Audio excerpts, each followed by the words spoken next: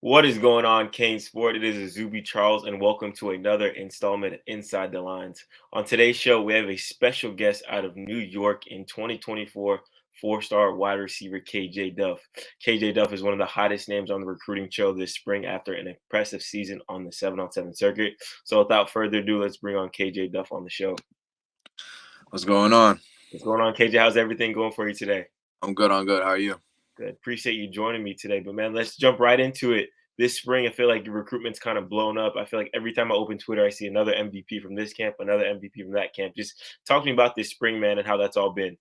Yeah, it's been great. It really started. It's like 7-on-7. Really started back in January. I got linked up with the Raw squad, and ever since we were going around, and I've just been showing what I can do. Finally on the right stage, and you see the results from that. That's awesome. I wanted to ask you that, playing with Raw, I see you guys on Instagram, on TikTok, doing your thing. Just talk to me about that experience playing with that team, traveling around the country with some of the best players. Yeah, it's been great. It's probably been like so far the best thing that could have happened with my recruiting. It definitely took off, and just getting to play with all those guys and getting coached by some of those coaches down there, like it was great for me, and it was a great experience. And you've been playing with some really, really talented guys on that 7-on-7 circuit. Who would you say is the best player you either played with on that Raw team or against, this spring? Uh, Damn, that's a good one. And he hasn't one that I would say is who I used to play against up here in New York before he went down to IMG, but Ellis Robinson, he's definitely one of them. He was with us for a couple of tournaments. I could just go on and on, defense, offensive wise. Like that squad is stacked. But I played against him up here in New York, and I got to play with him on that Raw squad, and yeah, he's the truth for real. That's awesome. That leads in, perfectly to my next question for you. New York, known for, hoops and basketball and all that stuff. And then, you coming out of New York as a big time football player. Just talk to me about, your upbringing. Was it always football? Was there other sports involved? Yeah, I grew up. My dad, he played football. He played semi-pro football, so he always brought me to his games. I was on the sideline. I like grew up around those guys. And so when I was finally old enough up here, it's around like 6 or 7. I got into football, and then ever since, I played baseball here, like along the way. But football has always been the main thing, and just yeah. Awesome. And kind of jumping back into recruiting, University of Miami, a school that offered you a school that's in your top 7. Just when you first got that offer from the Canes, what was your reaction? What were you thinking when that all went down? It was great because I didn't really expect it. I didn't really know what to expect on the visit. Going back to the Raw team, they got me in there. They set up the visit for me. Being there down there in Miami, have a few connections, but that was my first time on campus really and getting to see everything. So when I ended up getting that offer, it was just great. It was surprising, a school that I've always liked. So it was definitely good to get one from them.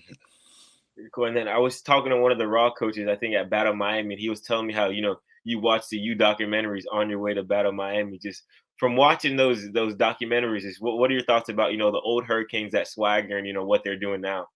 Yeah, like I did say, I told them I was on the flight down that weekend. I don't know what flight I was on, but I think it was the U part 2 that I watched. But that's definitely something that's I love. I grew up watching those too, so that wasn't really like the first time I saw it, but seeing what they were, seeing what they could be, and that's definitely something like I'm attracted to with them.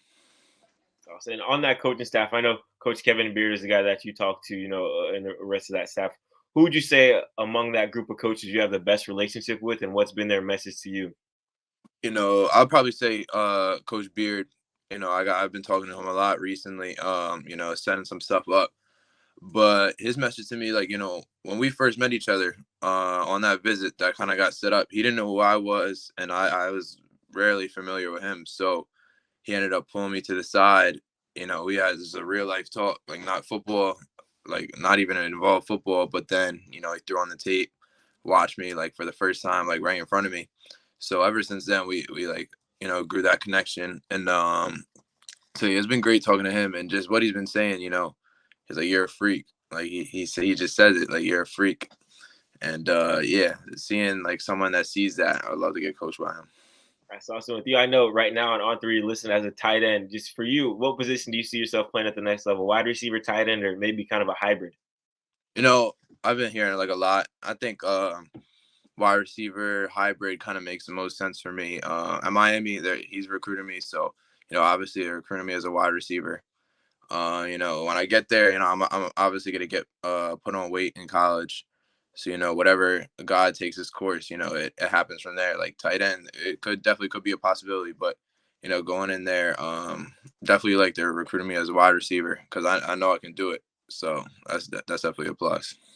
Okay, and for a program that potentially commit to down the road, what are the biggest things that you want to see in a school for you to say, hey, I'm locked in with you guys. This is my team. Like we just talked about, position and how they're going to use me. That's a big one because throughout this whole process, I've heard a bunch of different things from a bunch of different schools. So, like, wide receiver, really, that main pass catcher is something I definitely like. And then it just comes down to, like, relationships wise, like the bonds built, and not only me and my family, because, I'm going to make the decision, but I want my family to be comfortable too. So, want to have that good relationship. That's pretty cool. Kind of now stepping outside of football and recruiting. Just for the fans out there, who is KJ Duff when he's not on the field? What are some things that you like to do to, kick back, have some fun? That's a good question because, all this spring, it's been all football, football, football, football. But be up here in New York, Long Island, that is. There's some really nice beaches around here. So when I'm not doing football, summer always, hop on the ferry. We got like a place down south of here. Hop on the ferry down there, kind of chill there for the day, and go back at night. So beach. That's really all I have time for because lately it's just been crazy. Okay. And then for you, I always like to ask guys that I interview, I'm a big music guy. I know New York, Long Island has Lil Tecca, New York has Lil TJ, all those guys over there. Just who would you say are some of the biggest artists, your top three artists that you listen to right now in your rotation? I definitely got to put Lil Baby on there. Okay. Lil Baby's a must. Trying to think who else I listen to. Like Rod Wave, definitely Florida guy right there. Rod Wave. Damn, third. That's like really my rotation right there. Okay. I'm wrapping up the Apple Music. I say, shit, Young Boy's up there. Okay. Okay. Yeah, I'll probably give it to him. Okay. And then before a game, what's that one song you turn on to get you locked in, get you ready for war? Good thing I say Young Boy because it's definitely some Young Boy songs. Survivor, Young Boy. That's definitely the main. That's the one I listen to every before every game last season, and had to go crazy. Okay. Okay. And then for you, what would you say are three things that you can't live without in your everyday life that you obviously need? No, I start off with my mom. Like I don't even know where to start without her. Like she always been there for me. Always make sure I'm straight. Like she's locked in. Like she's the one.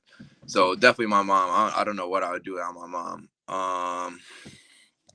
As far as that go, obviously like my parents and all, but I'm not gonna like list them all out. But man, that's a good question. I could even tell you the answer for real. That's all right. We'll skip over that one for now. Just kind of going back to football. Is there one player that you kind of grew up really liking or model your game after a little bit? Um, you know, I'd say grow up liking. It was probably around when I was like started 9, 10 when OBJ hit the league. He really started like doing that one hand stuff. Is crazy. So, and then when I was 10, it was a 10U football game. It was the playoffs. I had made a one-handed catch in the playoffs, and it ended up being in a Nike commercial, the Colin Kaepernick Nike commercial. And it referenced OBJ too, and he tweeted it or it was on Facebook. Like, I see you. So that was kind of cool for him to see that. So ever since he's been put on with the Giants up here in New York. So I definitely someone I like growing up. That's pretty cool, going viral from a young age. And I want Yeah. to ask you too, if you weren't playing football, what career path do you think you'd pursue, or what's something you'd want to get into? Well, aside from football, like I mentioned before, baseball, that's definitely probably something I would take further. Um, but being in this whole recruiting process, like that's something I really liked. Like not even like something I definitely find interesting. So probably something like an agent or even get into the recruiting world myself. That's is just something I liked. Okay, my last question to wrap up this whole interview, just for any school that gets KJ Duff, what type of player are they getting, and just what are you bringing to a school at that next level? Like we touched on earlier, just position wise, the versatility, being labeled all sorts of different things, like just a ball player. Like I'm gonna go. Like a bunch of people ask me, and I really figured out the answer. Like, what position do you want to play? Like, it's just I'm a football player, so I'm gonna go out there. I'm gonna make those plays, and that's really it. That's awesome. Well, KJ, I really do appreciate you joining me on today's episode. For people out there, KJ, if they want to find you on social media, shout yourself out where they can find you, Instagram, Twitter, all that good stuff. Yeah, Twitter, Instagram, all that stuff the same. At KJ_Duff. Go drop that follow. For sure. Well, for KJ Duff, I'm Izubee Charles. I hope you all enjoyed this episode of Inside the Lines, and thank you for watching. Have a great day. See you.